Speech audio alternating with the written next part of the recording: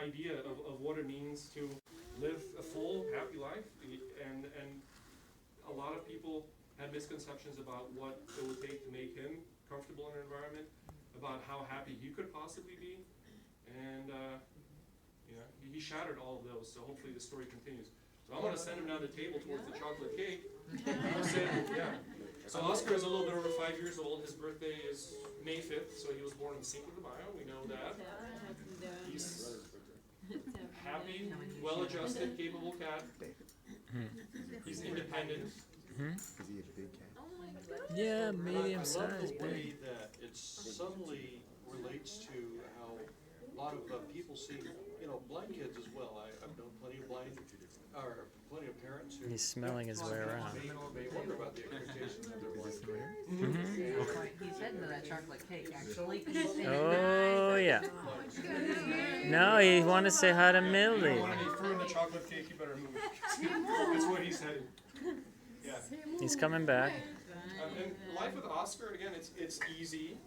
He gets treated exactly like Klaus does. I mean, there are nobody's a favorite at home, and he navigates perfectly at home. This is a new environment.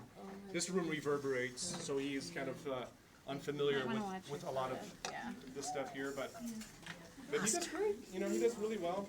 He travels with me periodically on airplanes. Oh, yeah. He will travel to New York City and Los Angeles in October for a couple events, so it's awesome to be able to introduce him to other cats like Grumpy Cat. And you can take it. Yeah, he's worked with Grumpy Cat. But he's small enough that you can take him out. Oh yeah, absolutely. On a couple occasions, yeah, in South by Southwest. Yeah, it's a pretty big deal because the Grumpy Cat that's a real celebrity. Oh, he likes you. They are. People tattoo themselves with Grumpy Cat, so it's. But yeah, he's Sorry. very sweet, very independent. He's He curious. is not a lap cat. He will come up to you and he will lay next to you or behind you on the shoulder, back piece of the couch or sofa. But he's not It's like like he Klaus. checks doesn't need back to with be on his top of home you. He base likes to make sure. He's a great hunter, just by using the feel of the vibrations from the pads. The cats actually detect a lot of vibrations using the pads on their feet. Smell. And his hearing, he is able to catch any moths or flies that get into the house.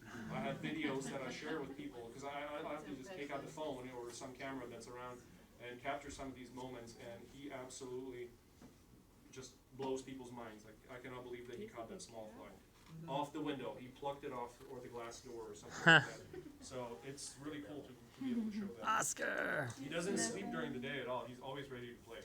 He's always ready to play. He has. He's not 24. Yeah, he sleeps at night most of the time. He's not 24. Yeah, let's. Do you want to go back for a moment? Yeah, we'll take him out again.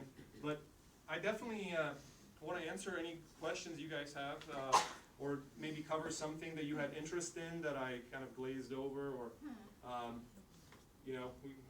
talking about Oskar is fun because he's a cool cat. It's really fun to travel with him.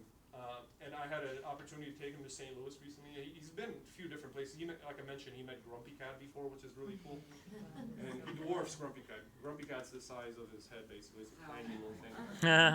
Tiny little girl. Yeah, it's like a micro cat. Grumpy Cat has feline dwarfism, so it is. The cat is not. Yeah, the proportions are off for sure. But yeah, he met some other cats, Little Bob, and cats rule the internet. They still something like 20% of YouTube traffic is just videos of cats being streamed. So that shows you that cats have some power over people. I think a lot of people liken the fact that cats are big on social media with the fact that there are no dog parks for cats, no cat parks. So when people want to show off their cat, it ends up going up on the internet. It's a picture or a video that goes up on the internet. And so the internet is basically like a dog park for cats. And does he know he's blind? You know what? I don't think he's never had sight, so I'm not exactly sure what. Well, I mean, does he ever see any difference from your other cat, from Klaus? Does he ever notice that he can't do something?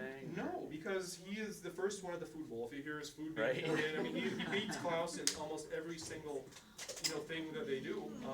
And Klaus is a bit older too, of course. Klaus at this point, while Oscar's 5, Klaus is probably 15 years old.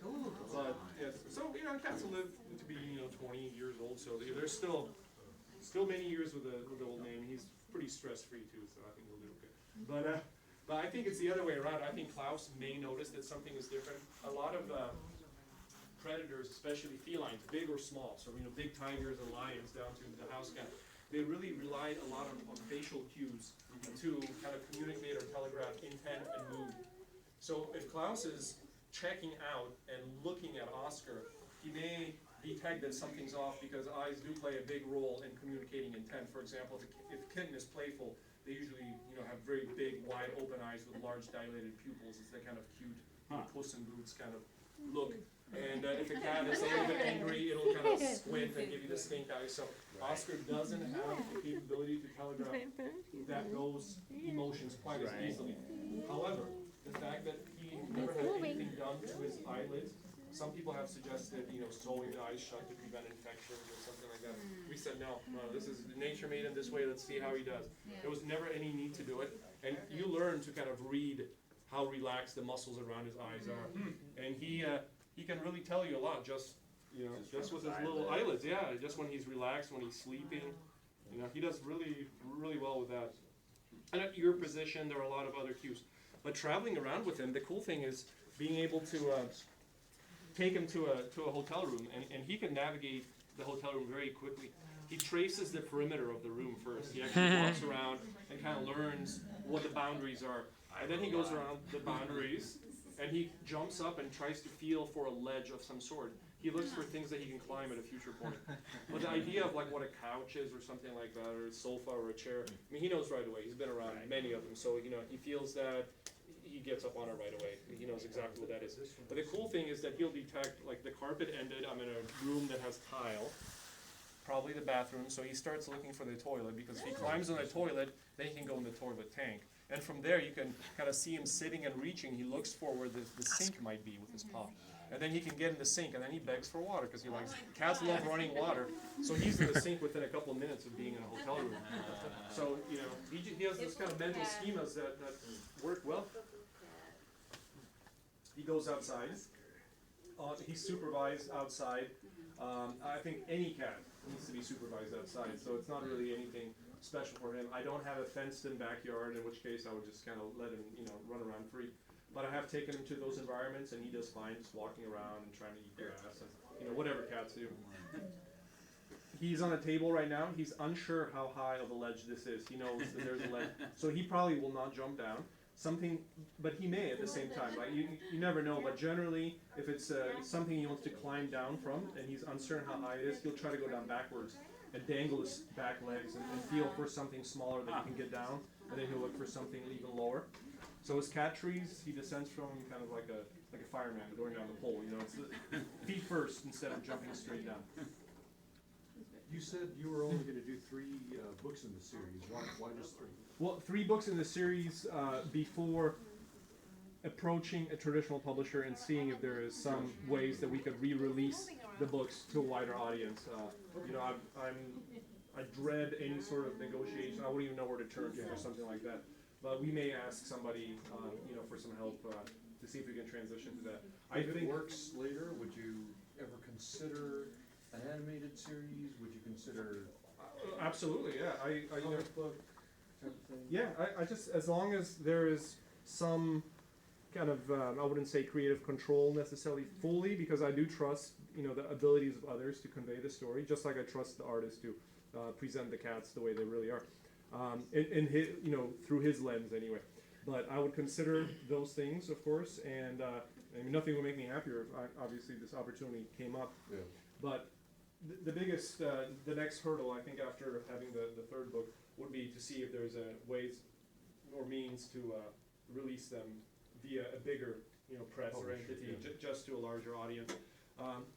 Because it's a great thing to have. It's it's nothing would make a writer more proud than to say that the book is available and actually sells in some numbers as well. That's kind of you know, the end result of, I guess, the commercial side of things, it makes it worthwhile.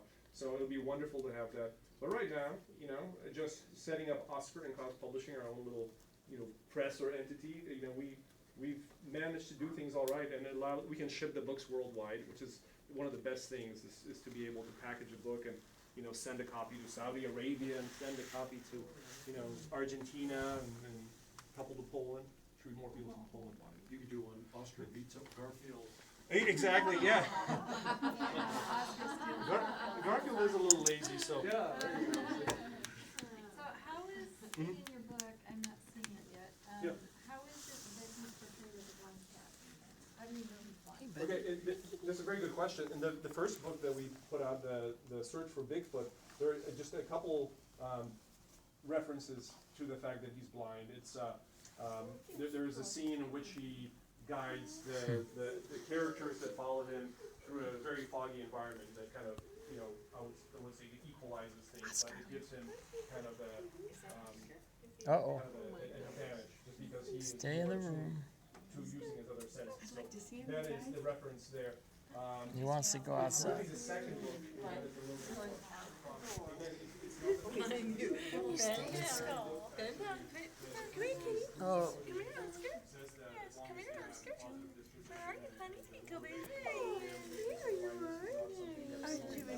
oh, he got past you. Oh, you got him, Dave. He went over that way where you were sitting. Oh no. You know, he's under their chair Okay.